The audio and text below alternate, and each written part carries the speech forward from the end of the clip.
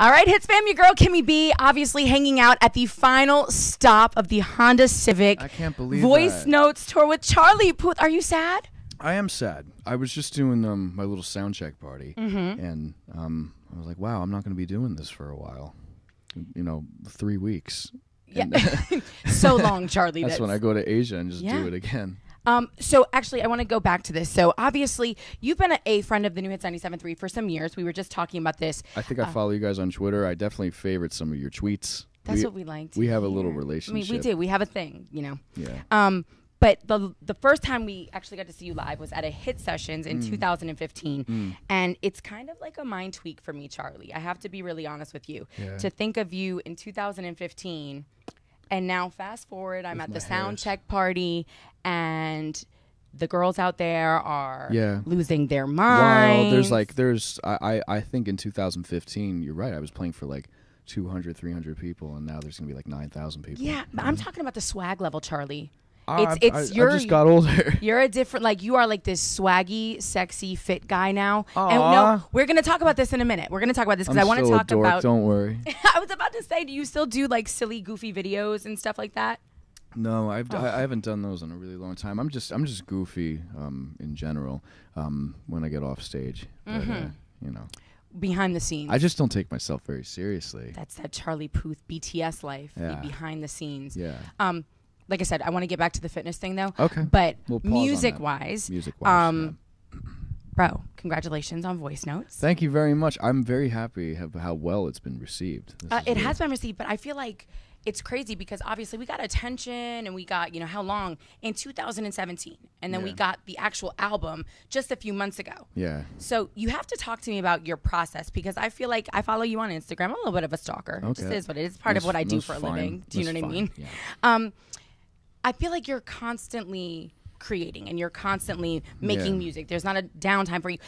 Does that make it more difficult for you to actually settle down and put together an album? It does, yeah, because I have this weird thing where I can't have any pressure from the record label to I can't have any pressure from the record label to make an album, because then I'll just make forced music. It's when I told myself, okay, I'm gonna start the second album. This was like in January 2017. This might have been actually December 2016. I'm going to start the second album whenever I want to. And then I made Attention because my mind was relaxed. And then thankfully the other records like Boy came out. I thought the record was done, and then I just heard na na na na na na na, and I was like, oh, that's a song. It's my mind has to be relaxed, which can be a little bit inconvenient at times when we're trying to stick to a schedule, but I wouldn't have it any other way. I don't know how to really create any other way. Well, I was going to say, I feel like you're one of those guys, if somebody asked you, how many tracks did you create or how many songs did you make in the process of putting together Voicenotes? It's probably hundreds. It's not hundreds. You'd be surprised. It's probably about 20 songs. Okay. Yeah, and we trimmed it down to 12 Which or has got to be 13. difficult, kind of like picking your favorite child, right? Yeah, but the thing is, those songs can be reincarnated as future songs. I think I've used the melody. What is it? I think I've used that in like a song that I didn't end up using in 2014, and then it ended up being in How Long. I like it. Yeah. But The Way I Am, just kind of... That's just the way I am. That used to be... funny thing about that, I had an idea before Taylor came out with a record called Look What You Made Me Do. It used to be, look what you made me do. Yeah, did you know that, Kasha? No. I made that when I was on my first European tour. And then Taylor came out with the record and was like, damn it, I missed my chance. That's a bonus to being the songwriter, though, that you can kind of go back and make that adjustment before you put it on an album, as opposed to being the person that just has to sing the lyrics that are given to them. Damn it, Taylor. I know. Well, I mean, damn it, Taylor. I wake up in the middle of the night screaming, damn it, Taylor. Well, how I came up with the lyric, that's just the way I am. I was listening to the Marshall Mathers LP, and I was listening to The Way I Am, and I was like, that's just the way I am. Okay, I found the lyric. There you go. Nice and interchangeable. Yeah, shout out to Eminem. So we love it. And shout out to Eminem. I love Eminem. Did you hear the new album? I love it. I think he's fantastic. There you go. Well, you got the cosign from Charlie Puth over here, in case you were wondering. Yeah, just in case you couldn't sleep at night, wondering if I liked your music or not. He does. You wildly successful multi-millionaire. I just love like the diligence with which he's looking into the camera right now and telling because Eminem. Because I know Eminem is so concerned about me liking his music. Excuse me, you are the pop prince. Pop Prince Puth. No, I did not call myself that, but that was an inadvertent slip. That we love and will probably become the next trending hashtag Perfect. on all social media. Perfect. I do want to please, let's not do that. Well, I can't make any promises. Oh my gosh! I'm just say that you came up with it. Are you kidding me? I will 100% she came up with it. Take credit for that one. I like it. But so when did you write The Way I Am, though? I wrote The Way I Am right after Boy, when I was about to submit the album, and I realized that there wasn't a song about myself. There was a lot of songs about my relationships and my travels from the East Coast to the West Coast, a la LA Girls.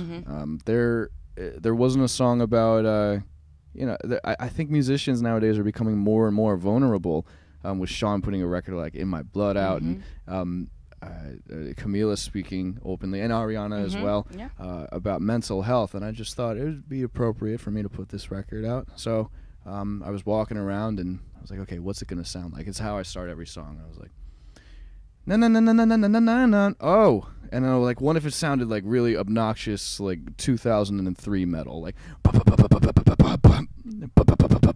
but then it sounded too metal. So I turned the distortion down on the guitar and kind of put the R&B chords back in there. Well, it sounds fantastic. I was just wondering because it is the first song on the album, but it didn't feel like because we had already gotten Attention. I was like, I don't think he wrote this before he wrote Attention, but I wrote Attention was the first song I wrote for the album. Ka-ching.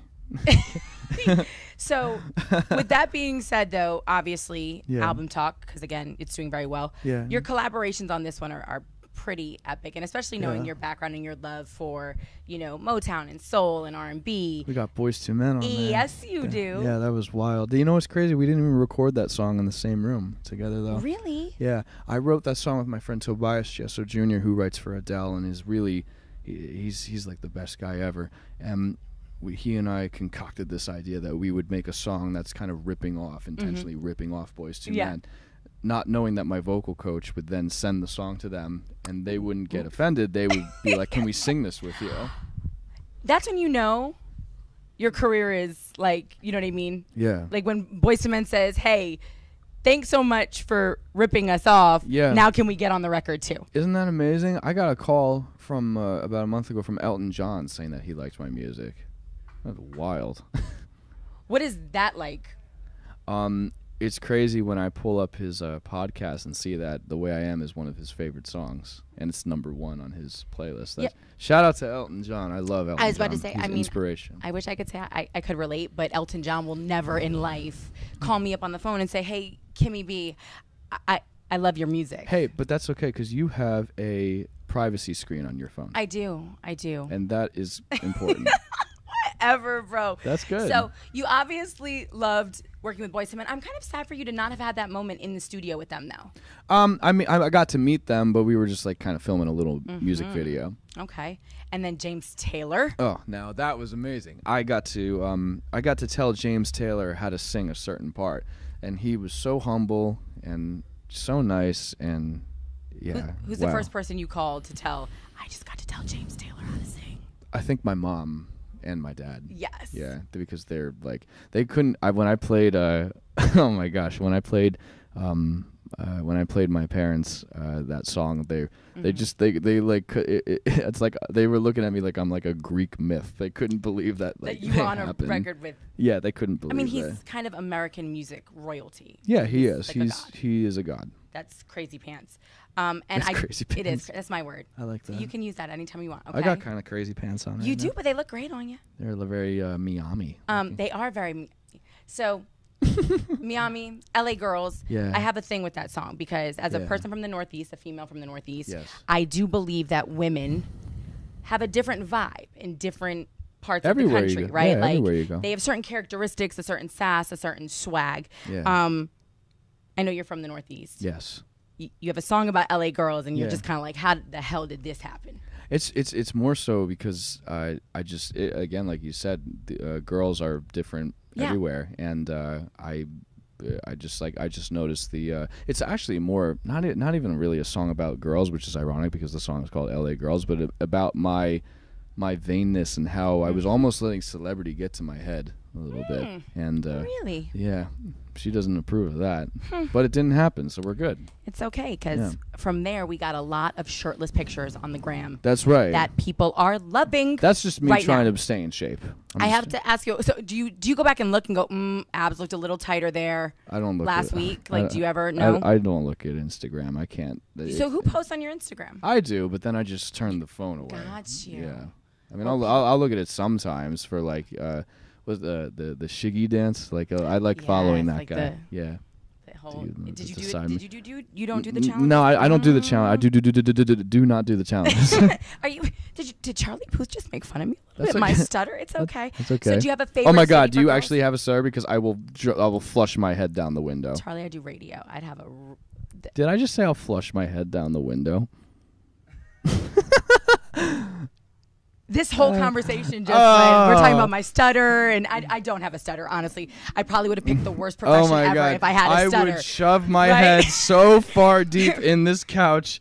I have my lawyer over here too. That would have been one of those situations where you would have been going, who let her do this? No. Who let her choose this I'd of be all like, career I paths? would have been saying to myself, why did I choose this career? Why do I speak to people? Do you have a favorite city, though, for girls? Like Like, where you just love their swag? I do love girls in Philly Okay. because it's close to Jersey, and Yeah. that's fun. I do. Paul's like, I love girls all around. They inspire. New song. Their next song. Yeah, girls rock. Without girls, Thank it would just you, be a bunch Mike. of dudes. And how fun is that? My sentiments exactly, Charlie. Now, one of our listeners did want to know why you chose South Florida as the last stop on this particular leg of this tour. Do you have? I would ask CAA, my agency. Okay. So there was. I think it all has to do. I don't know too much about routing a tour, but it just has to do with what venues are available. This is an amphitheater tour, and it just worked perfectly with the schedule. Well, we're happy to have you back in South Florida, and they also want to know, what do you love to do when you're here? Because you're no stranger. I'm no stranger. Like the 305. No. You've been down here a few times. I've vacationed in Florida. I know a lot about Tampa. I mean, Paul, you're from Tampa. I got a lot of friends and family that are from these parts. Shout out Dade County. Yes, honey. The thing is, I don't remember what I was gonna say. I just like Florida. You just like Florida. Yeah, I just like I like having a Cuban coffee and cafecito. It doesn't. I can have it at night, and it doesn't seem to put me to sleep. I mean, it doesn't seem to keep me up. You awake. Keep me awake. Why am I saying everything opposite all of a sudden? I just said my. Do I make you nervous?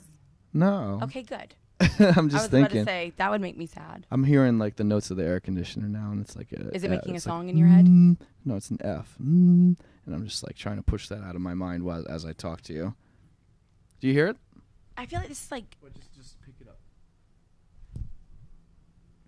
So you're telling me the air conditioning is actually in a note? I was wrong. It's not the air conditioner. It's the. It's the humidifier. It's the Pepsi machine. It's the Pepsi machine. Why do I have a Pepsi machine in my room? And it's actually, and we'll make sure. It's an F. No, I know it's an F. This is unbelievable. Like, imagine having a brain that literally hears notes in the Pepsi machine. Well, that's why I say things like flush my head down the window. I love you so much. You have a month off. You're coming up on, obviously, well, not 3 weeks. I have 2 weeks off. Is it really? Let's be real. You don't go on. Well, no, I'm asking this because, I mean, you stop now. Your next leg starts in October in Asia. Yeah. And obviously, you have to prepare for that. Are you getting back in the studio? Are you taking a vacation? Like, yes. What are you doing in your downtime? My vacation is constantly creating. So I'm going to get with my friend Benny, who has a good song out right now, East Side. Blanco? Yeah, it's doing well right now. I'm going to get with my good friend Benny. Benny rocks. Shout out Benny Blanco. I'm going to get with him and a couple other songwriting friends. Obviously, meet up with Jay Cash, who I write everything with. I'm so glad the songwriting community is getting the love, like that the artists very cool. get. Yeah. Yeah, like Benny, who's been behind the scenes forever. As you know that he's made California Girls. He made all of these songs in the early 2010s. We just had Mo in for a hits live, and I know was it Cold Water? He was one of the writers on like Cold Water too. I mean, there were like 20 people that helped write that. So it was insane. Yeah, but like there's but you never hear about them until you never hear about them until now, and I think that's just really like Ali Tamposi, Andrew Watt, and everyone, all the songwriters are coming to the forefront now. So that's very exciting. Do you think that part of that is because fans have more access to you guys via social media? So they're just I feel like they're more engaged, they're more curious to know about deeper parts of the process than just the music that we play for them on the radio. I think they want to know where it's coming from, and I think Ed Sheeran started that off. He not started it off completely, but I mean he really brought it to people's attention when they found out that a record like Love Yourself by Justin Bieber sounded a lot like an Ed Sheeran record, and they go to Wikipedia and see that he produced it. I think Benny produced that too, or he wrote it. I think people are just more interested in where their favorite songs come from. So basically what Charlie Puth is telling us is that we're going to have some fire music. And with that being said, Hits Chicks Fitness Challenge, we just kicked it off. I told you we were going to talk about your fitness thing. You've been out here killing it. Are you still in competition with Shawn Mendes? I don't. I don't know where people got this. Some magazine wrote that, and it was just like there's no competition. I just my thing is I just want to be healthy. I never want to cancel a tour again, like I've had to do in the past. So I just want to be healthy, and then I guess what comes with that is not looking chunky. Well, I mean, what comes with that is thirst trapping. Like your DMs have got to be popping right now because my listeners love you. It's insane. I posted a picture of you, and they went crazy pants. Again, there you go. That's the second time you've gotten crazy pants. I like when you say that. Crazy pants. They do. Yeah. They go a little crazy pants for you. I'm glad, and I'll wear more. I'll wear more crazy pants. I like it. Do you have any food and nutrition advice? Because we're starting a 97-day challenge today with our listeners.